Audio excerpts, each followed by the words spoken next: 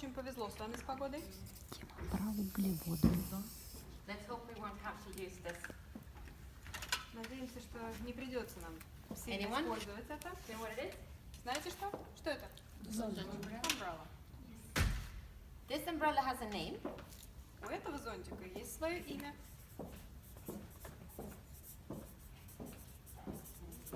Его зонтик называется углеводы. It's called carbohydrates. And that's because carbohydrates is the name of an entire group of different types of carbohydrates. Потому что углеводы, в принципе, это целая огромная семья, огромная группа элементов. And the name carbohydrates tells us what these are. И углеводы – это фактически целое название семейства, которое определяет функции конкретных частиц, конкретных элементов. So, carbo is for carbon. Карбо от слова уголь. So it's an element. It's the type of atoms, carbon atoms. Это тип атомов.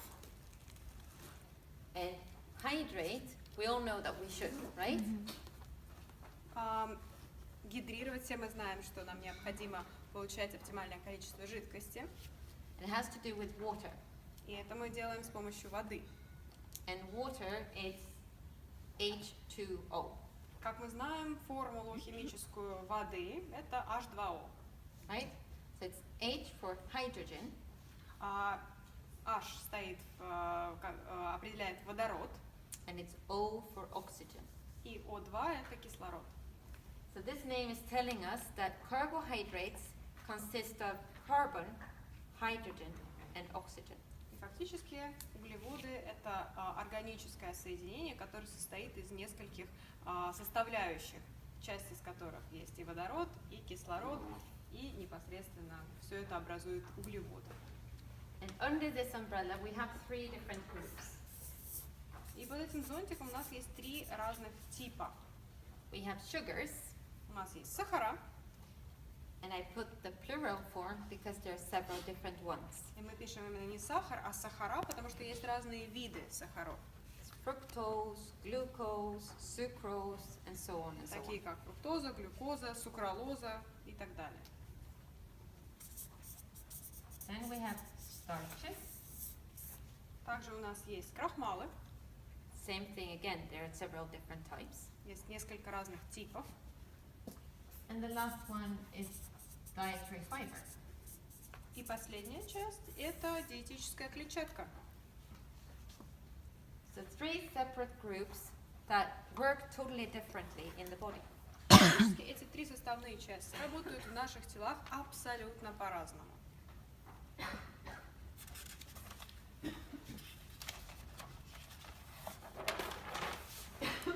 Maybe some of you recognize this. Может быть, вы узнаете это?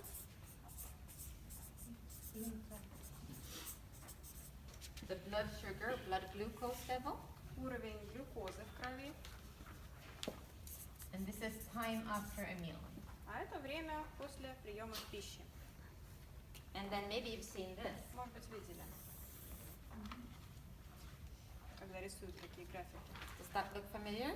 And this one?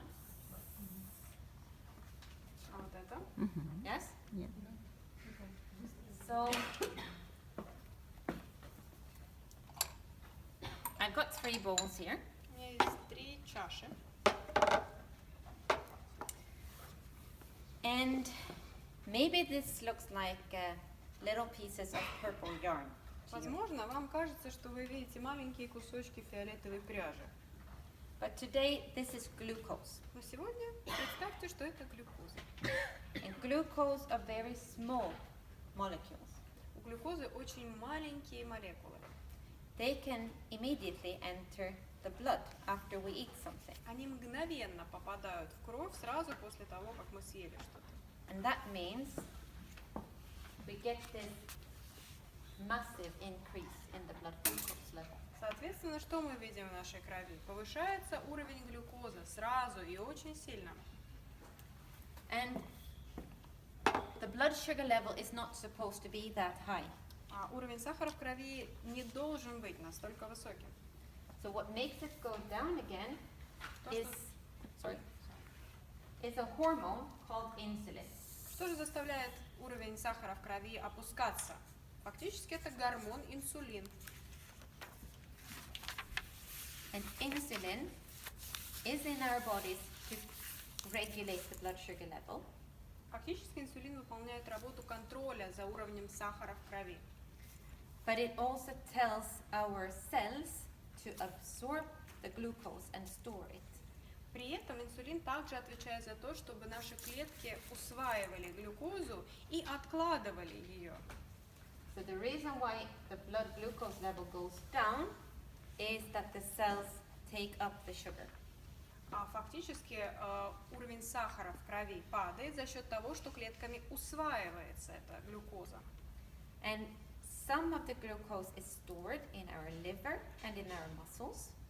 Часть глюкозы усваивается нашей печенью, часть усваивается в мышцах. And that's good, because then we get energy to move around. И это на самом деле хорошо, потому что мы получаем в обмен энергию на то, чтобы двигаться. But when it's this much at the same time, this is also taken up by the fat cells and converted into fat and stored.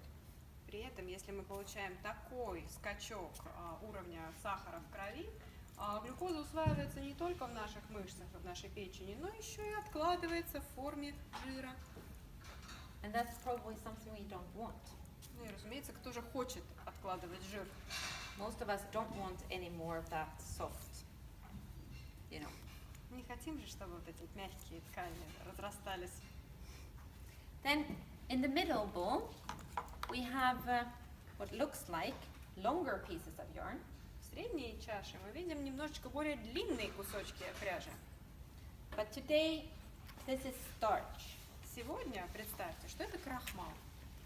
And starch molecules consist of lots of glucose molecules linked together. Фактически крахмал представляет из себя множество молекул глюкозы, которые связаны между собой. And they are too big and complicated molecules to be able to enter the bloodstream. И молекулы крахмала уже не такие простые, не так быстро усваиваются в кровь. So for our bodies to be able to absorb these ones, Таким образом, чтобы наше тело смогло усвоить и обработать эти молекулы, we need enzymes. нам нужны энзимы. And certain enzymes work like scissors. И некоторые энзимы работают фактически как ножницы. So they break up these bonds, so we get the individual glucose molecules. Они фактически разбивают молекулу крахмала на отдельные молекулы глюкозы. And then the glucose can enter the blood. И затем уже глюкоза попадает в кровь. And as you can see, this is taking some time, И как видите, это занимает определенный период времени. right? Да? And because it is taking some time, И из-за того, что это занимает определенный период времени, we get a much slower and lower increase of the blood sugar level. мы видим, что сахар не так резко поднимается в крови. And we also get a much lower insulin response. И, соответственно, гораздо меньший инсулиновый вброс в кровь. And then in the third group, I have something that looks like rope. И в третьей чаше мы видим что-то похожее на довольно плотную веревку. This is dietary fiber. А вот это как раз уже диетическая клетчатка. Dietary fiber is also, like starch, much longer, more complicated molecules. Так же, как и у крахмала, у диетической клетчатки гораздо более сложная структура, сложное строение. They also consist of glucose molecules linked together. Она также состоит из разнообразных молекул глюкозы, связанных вместе. And when we eat these, our enzymes go, И когда мы едим диетическую клетчатку, как видите, что энзимы наши делают? Пытаются ее расщепить, а не получается. but it doesn't work. Не работает так. Our human enzymes cannot break down fiber. Наши человеческие энзимы не могут расщепить клетчатку, cannot digest не fiber. могут переварить клетчатку. Horses can eat fiber. А вот лошади могут есть клетчатку. They have different enzymes, У них другие ферменты, другие энзимы, but we cannot. а мы нет. What we can do is, of course, to mechanically break down the fiber into smaller pieces. Что мы можем сделать, так это физически, механически пережевывать клетчатку таким образом, чтобы расщеплять ее физически на более мелкие составляющие. But those pieces will go through the system. Но эти маленькие кусочки, они все равно не усвоятся, они просто пройдут через наш организм. So then why do we need fiber? Тогда зачем нам клетчатка? Do you think? Как вы думаете? Кишечник чистит. I will introduce you to my assistant, Я представлю вам своего ассистента, my second assistant. второго ассистента. It's not her. Не она.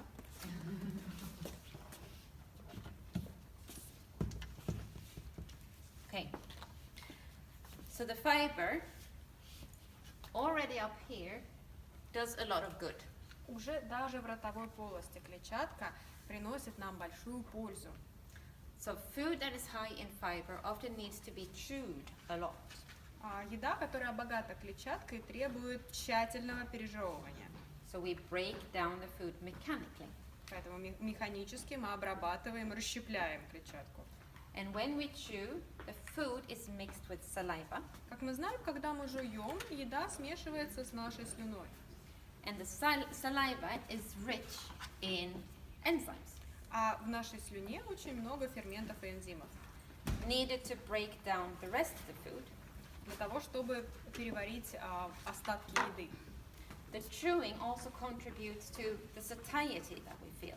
При этом мы говорим о чувстве насыщения. Чем дольше мы жуем, тем больше чувство насыщения, быстрее мы получаем. Then the fiber goes down to our stomach, Затем клетчатка попадает в наш желудок. and food high in fiber is often very voluminous. Еда, богатая клетчаткой, обычно занимает довольно много пространства. So it takes up space and makes us feel full. Поэтому мы чувствуем Сытость. насыщение, сытость. But because it's not digested, it is not given any calories. Но так как она не усваивается, не переваривается, мы не получаем никаких калорий. Which for most people is a good thing. Для многих людей это положительный фактор. Then the fiber travels down to our intestines. Затем клетчатка попадает в наш кишечник. And down there, it is also providing bulk, volume, И именно в кишечнике клетчатка также предоставляет необходимый объем so it helps regularity. и помогает наладить процессы очищения кишечника. But we also know now that down here are trillions of good bacteria. И также мы сегодня с вами уже прекрасно знаем, эта тема изучена, что в нашем кишечнике живут миллиарды бактерий полезных. They make up a big part of our immune system. Они фактически добавляют и укрепляют нашу иммунную систему. And the fiber feed these bacteria. А клетчатка является необходимой пищей для этих бактерий. So they produce good things that are good for us. И таким образом наша хорошая микрофлора, хорошие бактерии защищают наш организм. And then, of course, the fiber leaves the body. Ну и, разумеется, потом клетчатка покидает наш организм. The fiber is important the whole way through the system. Таким образом, клетчатка важна на каждом этапе нашего пищеварения. And as you can see, not all carbohydrates are equal. И, как видите, не все углеводы у нас одинаковые по своей ценности. Okay, let's change topics. Давайте сменим тему.